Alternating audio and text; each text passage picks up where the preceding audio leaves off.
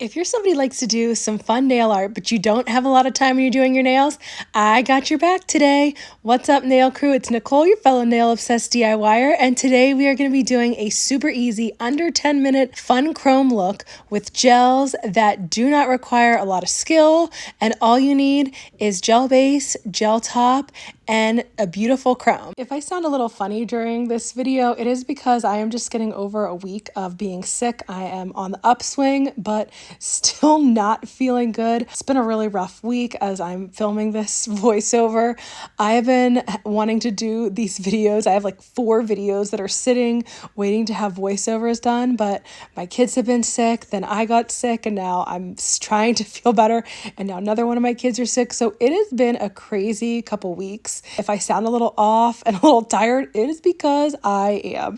I did this mani the other week and I absolutely loved it. I needed something quick and I still wanted to do some fun nail art, and I want to see what I could do with chrome. If you know me, like my motto is chrome everything. I could literally put chrome in every single mani and not get bored with it. And I want to try some really simple, kind of like abstract nail art that anybody could do if you don't have a lot of art skills. I'm always trying to figure out ways to do cute nail art that you don't need a lot of artistic abilities to do, because I am not the most artistic person. I'm probably one of the most least artistic people that you have ever met. So if you're like me and you have minimal artistic abilities when it comes to your nails or anywhere else in life, let me give you some tips on how you can really up your manis. First of all, you want to start with some kind of exciting base for your nails.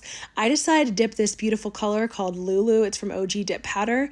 It's a gorgeous purple dip with a ton of different iridescent flakes. So even if I did nothing on top of this mani, just wearing these flakes alone already makes your mani more interesting and exciting and fun, because it has these gorgeous flaky flakes in them and they shift all these different colors.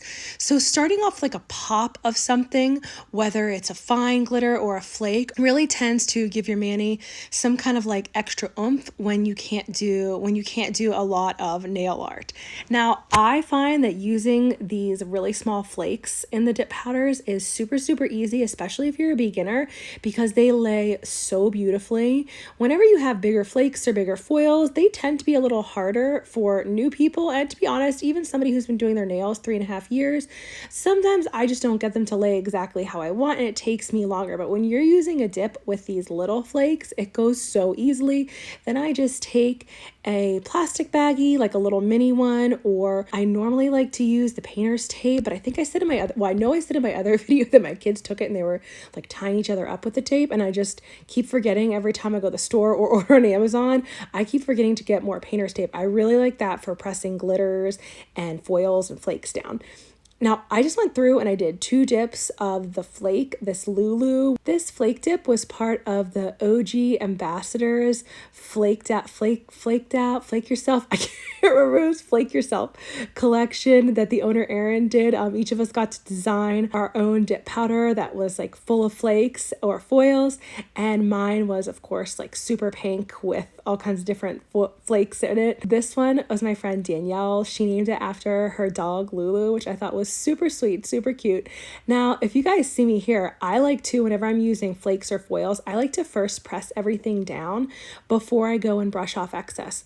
I've noticed that pressing the foils and flakes down before you go to brush off, it really makes everything blend well together, versus if you just start brushing it off once it's dry, you end up pulling off too many of the flakes or foils, which, like, after you just did all that work to make sure that your flakes or your foils are applied so nicely, then you just end up brushing them off. So pressing them down just very quickly and then letting it dry, that really gives you like the best payout for your flakes or your foils. Then, since I'm using dip liquids, you want to encapsulate it with clear dip powder, and that's going to protect it from when you buff and shape. After you did all that work, making sure that the flakes lay really nicely, you definitely don't want to buff and shape all the flakes off, so you want to make sure that you encapsulate it with clear. I always want to keep my layers as thin as possible, so I like to take a stiff nail brush and really brush my clear off well after I've applied it, especially because for some reason I tend to get clear stuck in my cuticles. I I do not know what I do differently about applying clear, but for some reason I just tend to get it stuck like deep into my cuticles, which is why I like to go around with a little pointy nail tool and then really scrub all the excess clear off. Then you go through and you activate all your nails. This is one of my favorite steps of doing my nails because you really get to see your colors starting to pop through the clear. You're like, oh my gosh, that's what it's going to start to look like underneath. And the way you tell that your nails are ready to be filed and shaped after you've activated is when you tap them, they'll make like a kind of hollow tapping sound, and you'll know, okay, they're ready, they're nice and hard, they're ready to file and shape. I did all my filing and shaping off camera just since the main focus was this really fun nail art we want to do, so I wanted to jump right into it. So I did file and shape, and I wiped off my nails with isopropyl alcohol. Then I'm going through with a layer of gel base over all my nails and making sure that I cap my edges. I knew I wanted to leave this mani on for like a week. Once I go in with my gel base, I fully cure that for 30 seconds since I'm using OG's gels. After I did the gel base on my two middle nails, I decided to go with a matte look so that the chrome would really pop over the matte nails, really make these flakies kind of pop out and look different as compared to the shiny top that I used on my pointer, thumb, and pinky. I was super excited to see how this is going to turn out. I have not done matte nails with flakes. I saw someone do it in the OG Dip Powder crew on Facebook, and I loved how it looked. The matte with the flakes looked so gorgeous. So I was like, oh my gosh, I have to try this. And I've been dying to do like some fun chrome abstract. Now, once you finish fully curing the matte top coat, you want to use gel top coat and put some on a nail art palette or some kind of little piece of plastic, something like that that will hold the gel. And then you can go in with your long nail art brush and start making designs. I wanted to make this abstract, almost like ovally type design. I didn't want it to be perfect at all. I didn't want it to be a circle. I didn't want it to be an oval. I just kind of wanted it to be like a misshaped, I don't know. I was just going for something very abstract because I keep wanting to try stuff that's easy to do, especially if you're somebody who doesn't have a lot of artistic skills, which is like where I was going with this mani, something that would be fun and really different, like a neat design, but still you do not have to have a lot of artistic skills. Now, once I finished putting the gel where I wanted it, I flash cured it for 15 seconds. I went 15 seconds. Normally I do 10, but I wanted to do a little bit longer just since I was chroming and I had matte underneath that was going to stay matte. I took this gorgeous purple chrome called Shimmering Siren. I thought that it would be really fun to pop like a dark purple chrome out against this beautiful light purple flaky mani. I was loving how it turned out. Once I dusted off the excess really gentle with an eyeshadow brush after I chromed. You could also use one of those silicone nail tools to do the chroming.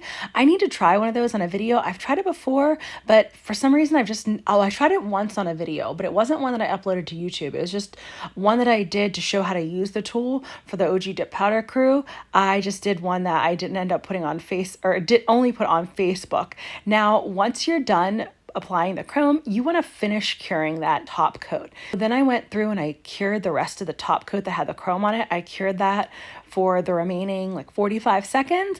And then I very carefully took that same top coat that was on my nail art palette and I went on top of the chrome and did a layer of the gel top over that. That is how I got the chrome to look shiny and stay in place.